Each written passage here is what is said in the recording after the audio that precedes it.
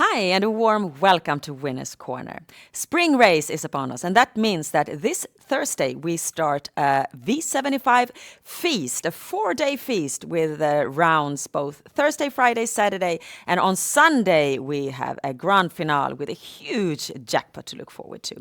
In this program, though, we focus on Thursday's races at Gävle racetrack. And Annette, what do you think of this V75 round?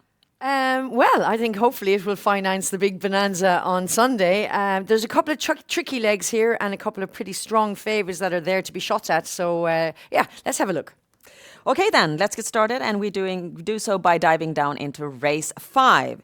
It's a long distance race, 3,140 meters. The horses are divided up over 3 tiers, but it's only 10 horses in the field, so there shouldn't be much traffic for those on the tiers in the back. No, they should be able to get away here. I've gone for a win bet on number 7, Velocity de V here, and we're going to show him winning at Obi. Not winning, we're going to show him because he gets disqualified here. Eric Adelson's driving this time. He went off the big favourite because he'd won first time out since joining Team Nurmos. Now here he comes up on the outside, and apparently he has no focus whatsoever. So Eric got after the horse. He goes, come on, shape up here. And in doing so, the horse goes bleh, and ends up getting into a gallop there and getting disqualified. And so that was that, unfortunately. There's no real reason for the gallop that they can find, apart that he was a little bit unfocused. I think reunited with Jorma Concio, he's back here. This will be no pressure on him early on. He wins this one. That's it. Okay then, a safe win bet there according to Annette. And we move on to race 8. The distance is 2,140 meters, is cold-blooded horses, and here we find the biggest favorite of the day in number 2, Månlykke AM. He's raced 6 times in his career. He's won 5 out of these races. Can anyone beat him? No. I don't think anybody can beat him. The only one is he's going to be his own. It's his race to lose, I reckon. He's very, very good. But I'm picking out a lovely little show bet here, and I'm going to show you a little horse called Smeds Alva, drawn number 9 here, and we're going to see Smeds Alva in March. Now look at this. She gallops and gets pulled back all right. That wasn't the end of the world, but it gets dropped and shuffled back, 4 back, spends the entire race back there, and then look at this, like a little jack in the box, up she pops again. When you saw this, you went, ooh, there. There's always a little threat that she might just gallop, but look at that. I mean, she's a smashing wee filly, Smeds Alva. The reason I'm putting her in, anybody can be second and third, but to Månlykke, if he makes a mistake and she doesn't, she could just capitalise there. But I'm not expecting her to be anything more than a show. So a show bet there in race 8, and we move on to another show bet in the next race, race 9. Here it's quite an even race, full distance. What have you found for us here? Again, I go, as you said, a show. I'm going in on number 10, Garmin BJ, and this was a pretty nice win, 2 starts back. This the horse there in between, goes into the first over. The most important part is this horse has improved beyond recognition nearly in the last 6 months. And now, last time out, you might say, well, what happened there? He broke out on the bend. That was a bit of a head scratcher. They took him home. They can't understand why he broke out, but he did. And he's been working with none less than Frances de Gaulle since then, because that's the only horse apparently who can stay with this horse. So I think Garmin BJ and Eric Lindgren, I think they'll get back to winning ways here today. I have him as a show bet, but I'll cover him, and I think that I wouldn't leave him out, put it that way. And also this then sounds like quite a safe show bet there. We move on to the daily double, and as usual we're talking races 10 and 11. DD1, it is a sprint race, but at the same time it is 15 horses, it's circular start.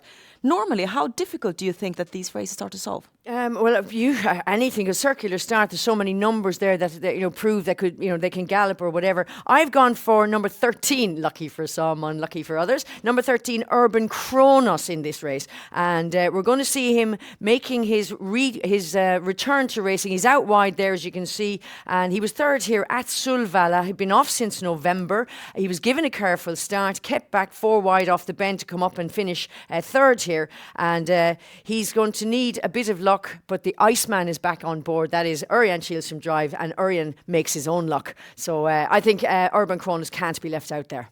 Yeah, you add on a couple of other horses as well in DD1 and in DD2, also a sprint race, but here they start behind the gate. Nevertheless, you do think that also this race is difficult to solve. I do, because Queer Fish is going to go off the favourite. He deserves to win a race, but he's got the number 9 draw. He was brilliant in the Gold Division last time, but Order by Keeper and Star Advisor Jolie are there for insurance. Okay, and this means that we have 9 combinations this Thursday for the Daily Double. Now, time to talk about the V75 round. You all know the rules. It's 7 races that we have to analyze, and we have to find the 7 winners. And Annette, she thinks she has them all included in this system. V75-1, let's start talking about that one. And we've already talked about that one. And you banked number 7, Velocity the V. Yep. You recommended a win bet on him, you bank him here. So instead, let's talk about the second leg. 15 cold-blooded horses out of a long distance. They divided up over 3 tiers. Would you take all horses here if you could, or are you quite satisfied with the 5 you have?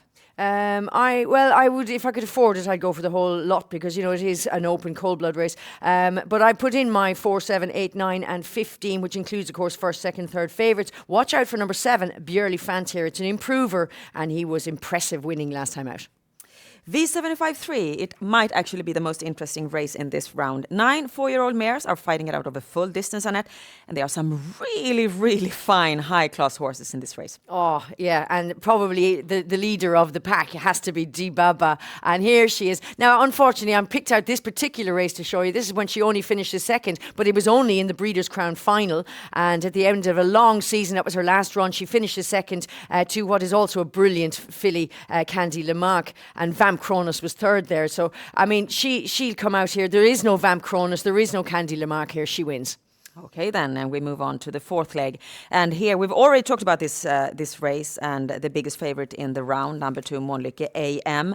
But we see here on your system that you want to include both the show but you recommended earlier, Smeds Alva, and a third horse, number 5, Klack Leia. Do you want to explain? Well, it won very, very nicely at Östersund 3 starts ago, the first run of the season. When this filly gets it right, she can get it very right, and she can easily run into a third spot as well. If something has to go wrong with the favourite. V75-5, we've also talked about already. You add a couple of horses on your V75 slip to your earlier show bet, number 10, Garmin BJ. Yeah.